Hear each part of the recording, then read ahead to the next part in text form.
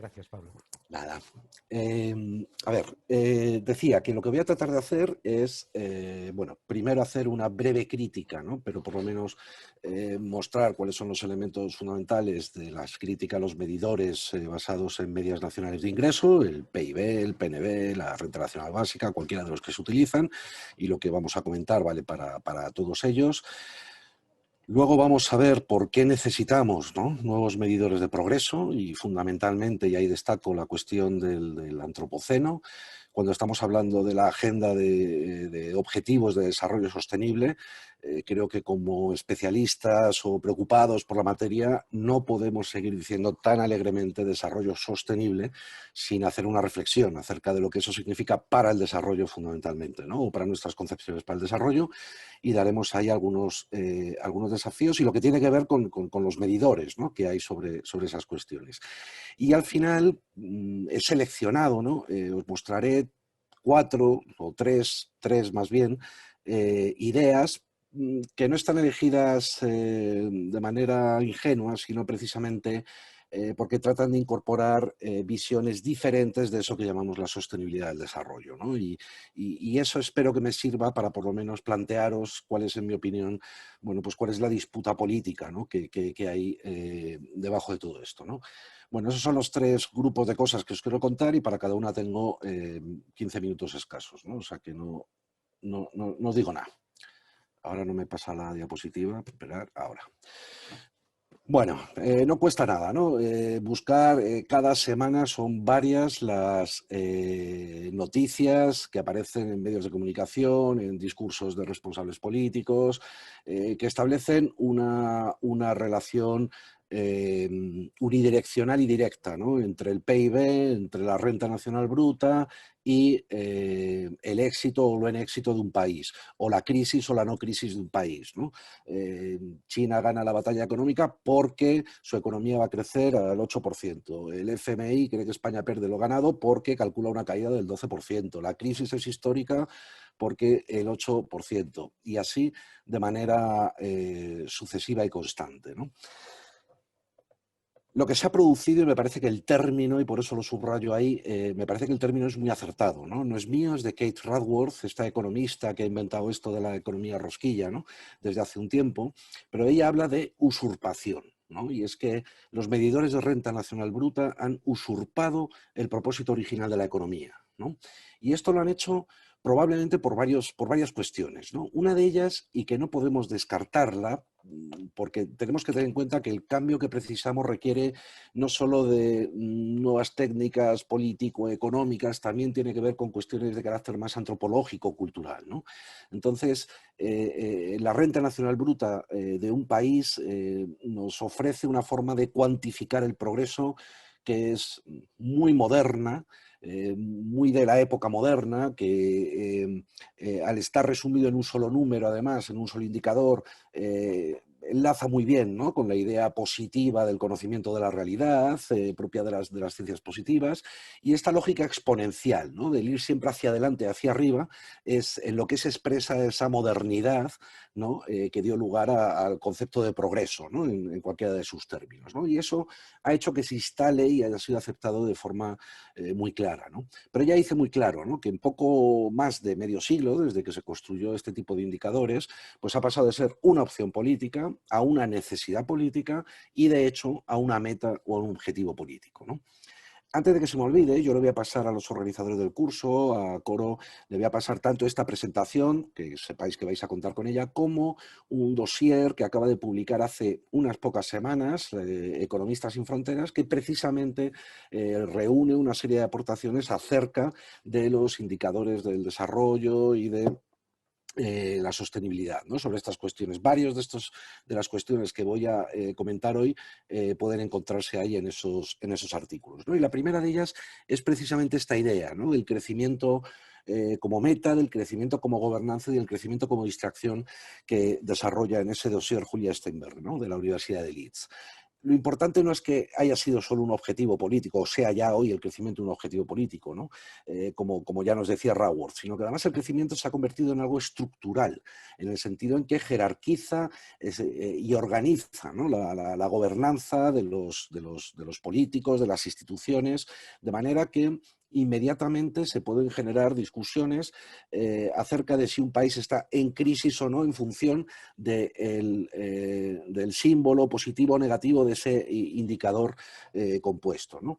Y también, ¿no? Y también lo desarrolla Julia, cómo funciona este indicador como distracción, ¿no? Distracción de las cuestiones que ese indicador no recoge y que, sin embargo, no pasan a formar parte de la agenda política, ni de la agenda pública, ni de la esfera pública, abrumado, ¿no? o escondidos precisamente por la fuerza que tiene ese indicador, ¿no?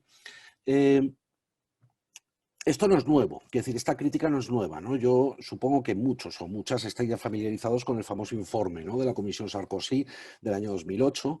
Ese es el enlace al texto original y extenso, luego se hizo una versión reducida que está traducida al castellano también, pero ahí vais a tener el enlace de ese report, ¿no? que realizaron estos 3 premios Nobel de manera conjunta acerca de cuáles serán las obvias deficiencias del PIB, ¿no? Para el texto de la diapositiva yo he preferido traer en un lenguaje mucho más cercano, si queréis, o sintético, una de las aportaciones también que hace uno de los autores en el dossier de economistas, ¿no? Entonces, el PIB no es un indicador perfecto, objetivo, sino que incorpora, como cualquier otro indicador, una propuesta ideológica, ¿no? Y en este sentido, el PIB, como agregado monetario de los bienes y servicios monetarizados, etcétera, etcétera, bueno, pues no incorporan ninguna medición que tenga que ver con pobreza y desigualdad en ese país. Un crecimiento del PIB solo favorece a unos pocos, ¿no? Y en determinadas circunstancias la extensión de la pobreza puede aparecer como un éxito del PIB también, ¿no?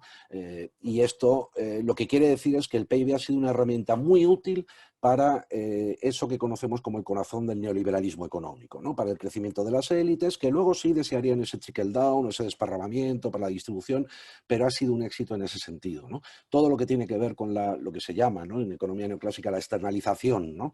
o las cuestiones externas a los procesos productivos, ¿no? El deterioro del medio ambiente, la generación de basura, agotamiento de reservas, reducción de biodiversidad, todo eso no está monetarizado y por lo tanto no son costes que tengan relevancia en el PIB, tan solo últimamente cuando han aparecido algunos costes asociados a esa cuestión, pero de manera muy relevante, ¿no? Asimismo, toda la depreciación de todo el capital natural y físico tampoco se contabiliza en esa cuestión, ¿no? Pero más aún, algunas mejoras en la eficiencia, es decir, conseguir objetivos iguales con costos menores, aparece como un gasto menor y por lo tanto repercute menos en el PIB en lugar de como un avance. Es decir, el PIB es contraintuitivo con respecto a la eficiencia, por más que el discurso de la eficiencia y del crecimiento suelan presentándose o nos lo suelan presentar de manera conjunta, ¿no? Más bien es al contrario, ¿no? Los gastos que surgen, ¿no? Necesidad de compensar mermas en el bienestar, de esa misma desigualdad o lo que sea, pues la lucha contra el aumento de la inseguridad ciudadana, o en este caso la pandemia, etcétera, etcétera, hacen crecer el PIB y son luchas contra las mermas, ¿no? De ese bienestar nacional. El PIB y el bienestar no son las mismas medidas. Progreso y bienestar son medidas que incluso en algunos elementos, como empezamos a ver, son contraintuitivas, ¿no? Bueno, lo que de las reparaciones de viejos electrodomésticos o muebles, el PIB crece más cuanto más se tire y se compren nuevos objetos, y lo sabéis más o menos perfectamente, ¿no? Ejemplos de cuestiones que no cuentan, ¿no? en el PIB porque no implican un gasto, ¿no? Un banquete, una apuesta en una casa de juegos, perdón, un banquete o una apuesta en una casa de juegos sí son positivos, ¿no? Y sin embargo, una aventura senderista, una partida de carta entre amigos, horas de voluntariado, no van a contar, ¿no? El problema mayor aún en la sociedad de los avances tecnológicos, ¿no? y de la revolución de la tecnología y de la información, ¿no? donde muchos servicios formalmente no están monetarizados y por lo tanto bueno, pues dejan de computar en el PIB y eso también está generando eso que llaman la crisis, ¿no? del crecimiento, ¿no? En general, cualquier bien o servicio que está generado, intercambiado, prestado al margen de los mercados convencionales y de las monedas convencionales están fuera de ese cómputo, ¿no? La economía del trueque, el autoconsumo, el intercambio, etcétera, etcétera, ¿no? Sabéis, probablemente mejor que yo, que hay muchos elementos de esa economía debajo de la punta del iceberg monetarizado, que es la economía de los cuidados, como nos han enseñado las economistas feministas, que tan relevante han sido, ¿no? Y que, bueno, pues hay estudios que suponen o estiman en cerca de un tercio de lo que sería el PIB oficial, ¿no? ¿Qué es lo que pasa, no? Que nosotros, que llevamos muchos años dedicándonos a estas cuestiones del desarrollo, ¿no? Y desde la perspectiva de la cooperación para el desarrollo, bueno, pues hemos hecho o hemos estado también prisioneros de esa visión unidimensional y exponencial del crecimiento, ¿no? Y de hecho, bueno, pues prácticamente todas las estrategias de desarrollo durante las 4 o 5 décadas de historia del desarrollo, pues han perseguido que los países menos desarrollados vayan alcanzando cuotas de crecimiento, de desarrollo, decimos, de los países más avanzados, ¿no? Incluso con el material, con el indicador, ¿no?, que utilizamos en nuestro mundo, que no es el de la renta nacional bruta del Banco Mundial o el del PIB, sino que es ese índice de desarrollo humano, que desde el año 1990 se va publicando, ahora recientemente con su índice de pobreza multidimensional. Sabéis que está compuesto de 3 elementos: la renta, pero además también el temas de acceso a la salud y de educación, ¿no? Bueno, pues con ese índice de desarrollo humano resulta que si lo cruzamos con la huella ecológica o con las emisiones de CO2, por poner dos de los principales indicadores, ¿no?, que surgen en este contexto del antropoceno y de las evidencias acerca del agotamiento del planeta como repositorio de recursos y de residuos de nuestros procesos productivos, pues resulta que tenemos unas correlaciones altísimas, ¿no? Tan altas que podríamos afirmar tranquilamente de que necesitamos una cura de humildad desde el punto de vista de los trabajadores por el desarrollo, en el sentido en que deberíamos reconocer que no somos capaces o no sabemos cómo desarrollar países sin generar problemas de crecimiento de la huella ecológica o de las emisiones de CO2, ¿no? Y esto es algo que se ha producido en términos nacionales y en términos generales y, como digo, con esos niveles de correlación elevadísimos, ¿no? Resulta que además tenemos ahora una Agenda 2030 en el que nos habla abiertamente de multidimensionalidad, es decir, ya no es solo incorporar las cuestiones ambientales o las fronteras o los umbrales biofísicos y de biocapacidad planetaria, ¿no?, que nos indica la sostenibilidad, sino que además tenemos que combinarlo con nuestros ideales de la ilustración, de la equidad, de la universalidad, para constituir esos umbrales sociales, ¿no?, aquellos que ya recogíamos en los objetivos del milenio, ¿no?, incluso desde antes, ¿no?, en el propio índice de desarrollo humano, etcétera, ¿no? Y nos encontramos con que esta correlación se aprecia de manera muy dramática, si queréis, porque los países, ¿no?, en los que tenemos una mejor posición, los colores más oscuros, ¿no?, en el gráfico azul, en el mapa mundi azul, los colores más oscuros son mejores umbrales sociales alcanzados, ¿no? Pues son los países que tenemos más claro en el índice de fronteras biofísicas transgredidas o superadas de manera casi contrapuesta, ¿no? Entonces parece que solo para avanzar socialmente, para construir eso que hemos llamado esto de bienestar, sabemos hacerlo nada más que deteriorando la casa común, los ecosistemas y situándonos en una situación que es realmente complicada, ¿no?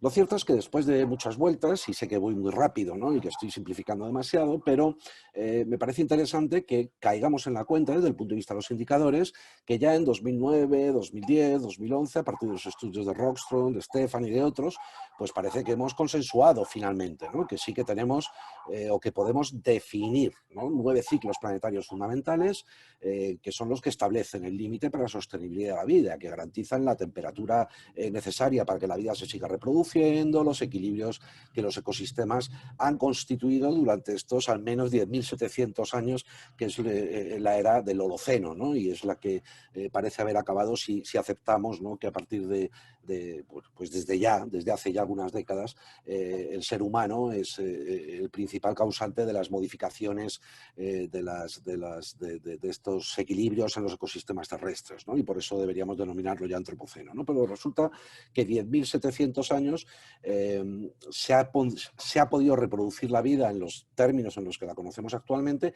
gracias a que había una serie de límites que no se habían sobrepasado y que tienen que ver con estos 9 ciclos, ¿no? Especialmente los 7 primeros, y si queréis precisar más, pues los 3 primeros más el uso del suelo, que son los que más claramente están desbordados, ¿no? Lo importante no es que se hayan aclarado de alguna forma o se hayan consensuado, ¿no? Que haya ya cierta evidencia o suficiente evidencia para reconocer la gravedad de estos 9 ciclos y la importancia de estos 9 ciclos, sino que además cuentan con indicadores que son la concentración de CO2, el ritmo de extinción, etcétera, etcétera, de cada uno de ellos, ¿no?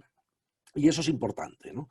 Y el, ¿cómo hacemos entonces para mezclar, si queréis, los indicadores con los que manejamos habitualmente la economía, ¿no?, de nuestros países, que tienen que ver con valores monetarizados de estas cuestiones, con estos datos que nos hablan de concentración de CO2, de ritmos de extinción de especies, de saturación media global de aragonitas en aguas superficiales o del consumo de agua dulce por ser humano, ¿no?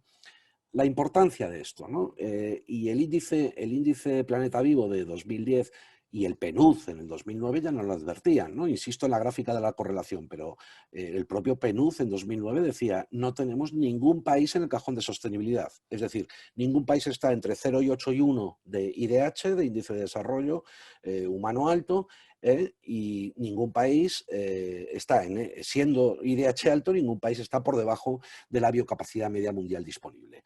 ¿Cómo se halla esto de la biocapacidad? ¿Qué combinación de indicadores necesitamos para establecer estas biocapacidades medias que, además, como veis en la gráfica, desde el 61, de 1961 al 2007 se ha reducido, ¿no? Bueno, pues tiene que ver con el deterioro material, ¿no?, de algunos de esos indicadores, y que cristaliza en términos generales en eso que llamamos huella ecológica. Lo vamos a ver un poco más adelante con los ejemplos, ¿no? Y además os proporciono un enlace que a mí me parece de mucho interés, aunque seguro que luego Javier Benayas y el resto del curso lo vais a ver, pero de mucho interés para aprender a medir con la huella ecológica en los entornos universitarios y en otros entornos organizativos también, ¿por qué no? ¿No?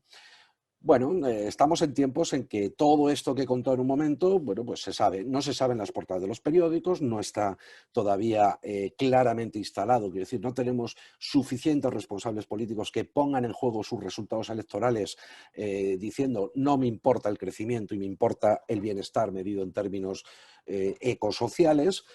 Todavía no tenemos los suficientes prescriptores políticos, ¿no?, o mediáticos en la esfera pública, pero lo cierto es que hay ya mucha gente y muchas instituciones que sí están trabajando en la elaboración de estas nuevas representaciones, de esta particular multidimensionalidad, ¿no?, que nos requiere revisar nuestro paradigma de desarrollo para que sea un paradigma de desarrollo sostenible, ¿no?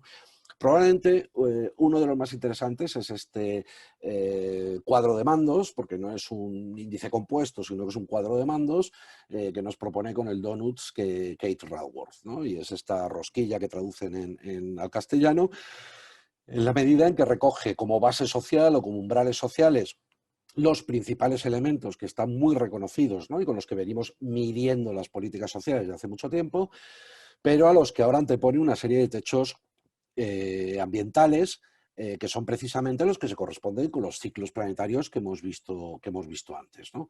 Esta es la gráfica con la que tenemos que empezar a pensar, ¿no? Y no hay nada más contrario a ese crecimiento exponencial, a ese upwards and forwards que decíamos antes, que este donuts que nos representa un círculo del cual no podemos salir, ¿no? Si entendemos y compartimos que debemos, que el desarrollo económico inclusivo y sostenible en términos ecosociales es el único espacio seguro y justo para la humanidad, ¿no?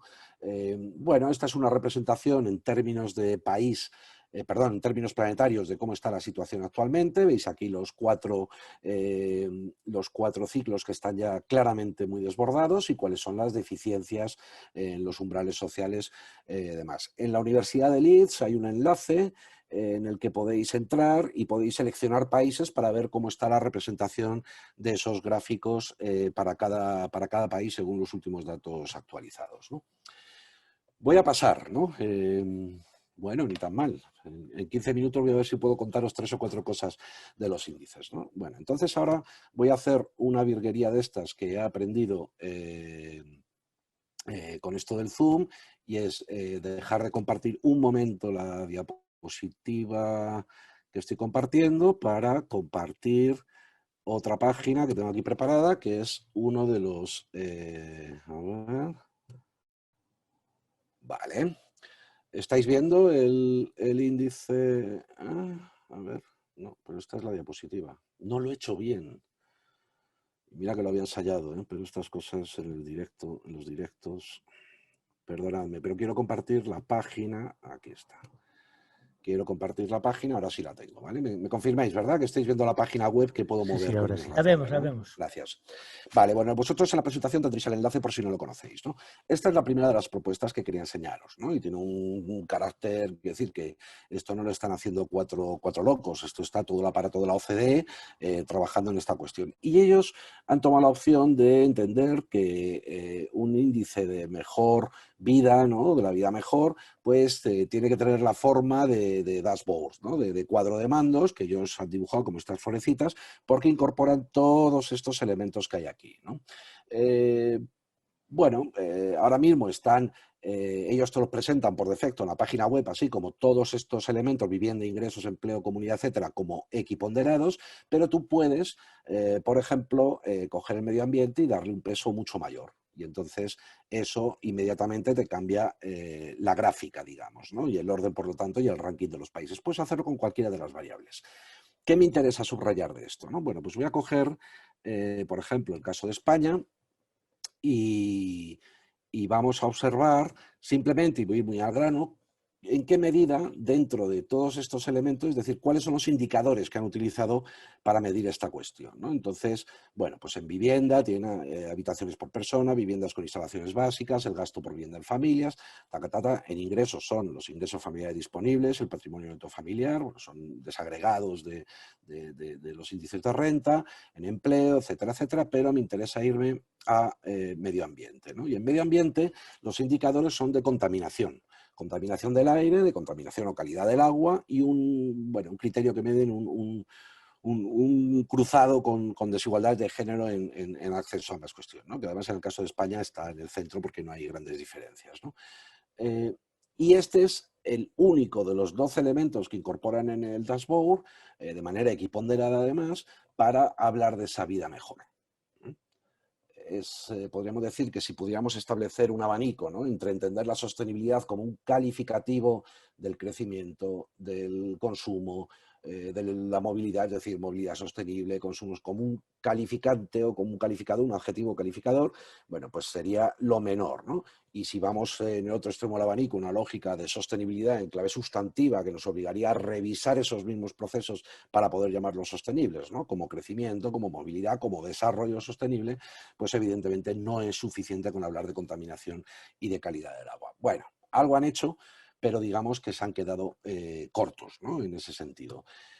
Tenemos otra propuesta, ¿no? Que apuesta por una lógica un poco más sustancial del concepto de sostenibilidad, ¿no? Y es el índice que elabora la Fundación Nueva Economía, New Economic Forum del Reino Unido, que llama el índice del planeta feliz, ¿no? Y aquí vamos a ver en la diapositiva, luego lo veréis, ahora lo enseñaré, está la fórmula, ¿no? Y es relevante de la fórmula, es relevante en la fórmula que ellos utilizan 4 elementos, ¿no? Que es el bienestar, la huella ecológica, la esperanza de vida y la desigualdad, ¿no? Y esto es importante porque ya, como veis, a diferencia del IDH, por ejemplo, no incorpora un elemento de renta neto, ¿no? Sino que incorpora la desigualdad. La fórmula es todavía más interesante porque lo que hace es sumar el numerador bienestar, esperanza de vida y desigualdad, pero dividirlo todo por la huella ecológica, ¿vale?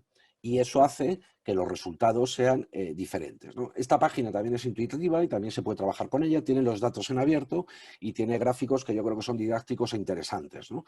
Y muestra la relación entre la huella ecológica y el índice, y el índice, perdón, de la esperanza de vida aquí, ¿no?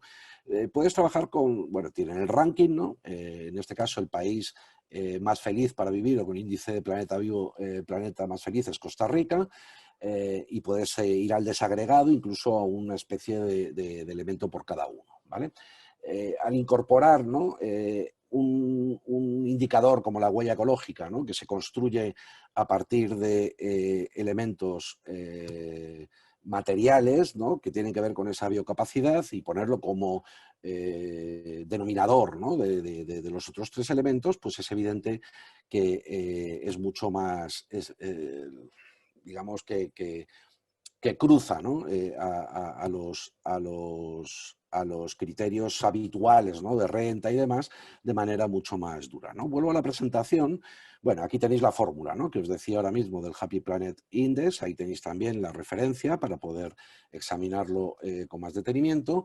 Y llego al índice de coherencia de políticas para el desarrollo sostenible, ¿no? Como bien decía José Ramón al principio, hace ya un año y medio se publicó la segunda edición. Estos son algunos de los datos. En esta página web tenéis tanto la primera edición de 2016 como la de 2019 y están todos los datos en abierto, ¿no? Son open source y podéis ver cómo se construye la base de datos, cómo se ponderan, podéis incluso jugar con las ponderaciones para cada uno. Esto lo concebimos como un enorme trabajo de investigación y no lo damos por terminado. De hecho, ya os comento que ya estamos teniendo reuniones. Este índice ahora mismo se trabaja, es como un gran proyecto de investigación que pretende además ser de divulgación y por lo tanto son la Coordinadora Estatal de ONGs y la Red Española de Estudio de Desarrollo Sostenible, redes conjuntamente quienes lo titulan y quienes lo promueven, y en el equipo de trabajo pues yo tengo la fortuna de seguir participando y ya estamos trabajando en la próxima edición, ¿no? Y en la actualización de datos y por qué no en la revisión, porque hemos recibido mucho feedback de distintas instituciones y demás, ¿no? Es muy probable, os adelanto, que en los próximos meses el equipo un equipo del Centro de Estudios Europeo más importante en cuestiones de índices nos haga una auditoría oficial y nos permita también avanzar mucho más, ¿no? En este indicador son 5 componentes, como veis: económico, social, ambiental, global y productivo, pero lo importante no es que esté y están equiponderados. Además, lo importante no es eso. Lo importante es que este este índice está compuesto por variables que suman y o restan, ¿vale? Es decir, consideramos que hay cosas que ya se deben dejar de hacer. Por eso, por ejemplo, y este índice incorpora la huella ecológica de exportaciones, pero también la huella ecológica de importaciones de manera separada, pues entran a formar parte dentro del componente productivo, ¿no? Y en ese sentido, países que tienen un elevado índice de huella ecológica, pues son países que aunque tengan PIBs muy altos y por lo tanto la manera tradicional de medir lo productivo sean capaces de sumar muchos bienes monetarizados a ese cómputo, cuando tienen huellas ecológicas muy altas, pues prácticamente quedan anulados, ¿no? Y eso hace que sea algo disruptivo y distinto y que nos haga caer en la cuenta de cuáles son los caminos que deberían tomar los países para avanzar, ¿no? en esa lógica, ¿no? Quiero ir terminando para dejar tiempo a las preguntas y demás, ¿no? Jason Hickel, ¿no? Que este antropólogo sudafricano, yo creo que bastante célebre últimamente, está trabajando y ha publicado ya un par de artículos sobre lo que él llama la necesaria creación de un índice de desarrollo sostenible, ¿no? Entonces, bueno, las correlaciones que os he puesto antes, ¿no? Cuando hablaba de las correlaciones malditas, esas gráficas son suyas, de un artículo suyo hace un año y pico. Pero por subrayar, ¿no? La importancia de qué hacer con los índices de renta, con el PIB dentro de nuestro progreso. Decir que el PIB, y hacer toda la crítica que he resumido de muy mala manera al principio, no quiere decir que el PIB no mida nada, ¿no? Y no mida nada de interés, ¿no? Pero ¿cómo hacemos para compensar o cómo hacemos para sostenibilizar, si queréis, ¿no? Esa idea del crecimiento desde una lógica exponencial y de crecimiento permanente a otro lado, ¿no? Y a él se le ocurre una cosa que después de que se le ha ocurrido parece muy sencilla, pero que francamente no era tan fácil de pensar, ¿no? Y es limitar el máximo, ¿no? Y considerar eso que hemos considerado antes como un objetivo, como una obligación, como una necesidad de crecimiento exponencial, considerarlo como un umbral, ¿no? Cosa que ya se hace, por cierto, en la construcción del IDH, cuando un país alcanza los 85 años de esperanza de vida media o cuando alcanza los 15 años de escolarización, se le pone el máximo puntaje en el indicador, ¿eh? Da igual que tengas 85 o que tengas 90 años de esperanza de vida, ya no tienes más, es el máximo, igual con los 15 años de escolarización, ¿no? Aunque haya países que presenten más. Bueno, pues entonces él, de momento y hasta ahora, son borradores y están en discusión, pero está proponiendo la cifra de $20.000 anuales como valor máximo del PIB en escala, ¿no? Y esto, bueno, pues él hace ahí unos cálculos, que no son todos exclusivamente suyos, hay varias universidades implicadas en eso, y bueno, pues es un cálculo derivado precisamente de los informes de Banco Mundial y de cuál puede ser la renta per cápita media que satisface ese conjunto de umbrales sociales que está dibujado en el DONUS, ¿no? La idea es que el índice o el indicador que utilicemos, que por el que apostemos, por el que los estudios y las distintas instituciones consigan llevar a hacerlo prescriptivo políticamente, sea un indicador que no prescriba políticas orientadas a esa consecución cada vez más alta de niveles de ingresos, a esa lógica exponencial en la que hemos estado políticamente hablando y culturalmente hablando en los últimos 50 años, ¿no? Se trata de alguna forma, romper, ¿no?, esa correlación maldita entre ingresos elevados e impactos ambientales, ¿no? Hasta ahí he llegado y creo que casi he cumplido